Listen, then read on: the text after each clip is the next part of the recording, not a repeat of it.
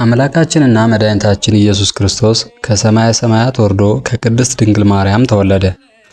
ስለኛ በደል እርሱ ተገረፈ፣ ተሰቃየ። ስለኛም ሲል ወደ ምድር መጥቶ መከራን ተቀበለ፣ ተሰቀለ፣ ሞተ። በሦስተኛውም ቀን ከሙታን ተለይቶ ተነሳ።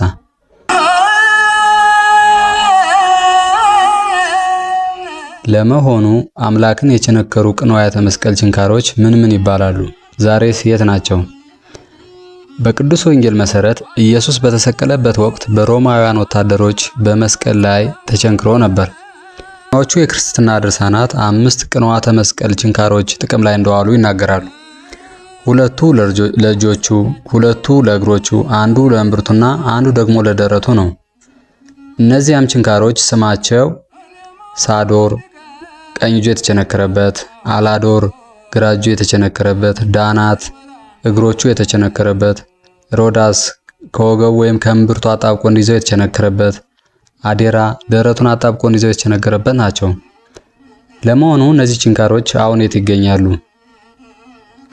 ወደ 4ኛው ክፍለ ዘመን አቅራቢያ ታላቁ ቁስጥንጥኔዎስ በሮም ግዛት ውስጥ ክርስትናን ሕጋዊ ሃይማኖት አድርጓል። እናቱ ቅድስት እሌኒ ወደ ቅድስት ሀገር ጉዞ ጀመረች እና በባህሉ መሰረት እውነተኛውን የኢየሱስ ክርስቶስ መስቀል እና የቅዱሳን ምስማሮችን አብረው አገኘች። ይዛቸውም ወደ ሀገሯ ተመለሰች። አንደኛው ምስማር በሮም በኢየሩሳሌም በሚገኘው የቅዱስ መስቀሉ ባዝሊካ ተጠብቆ ይገኛል።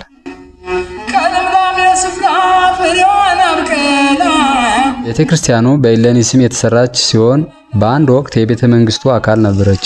በመስታወት ማከማቻ ውስጥ ተቀምጧል እና ለብዙ መቶ ዘመናት አማኞች ለማየት ተጉዘዋል።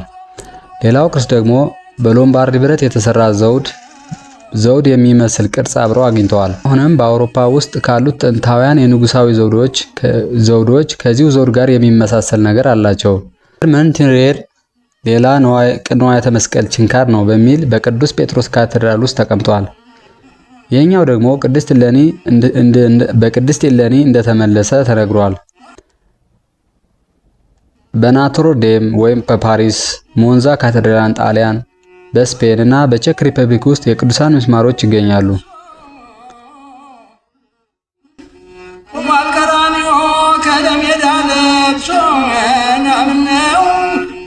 ዛሬም ድረስ በታላላቅ ካቴድራሎች ውስጥ ይታያሉ እና በዓለም ዙሪያ በሚሊዮኖች የሚቆጠሩ አማኞች ይጎበኟቸዋል።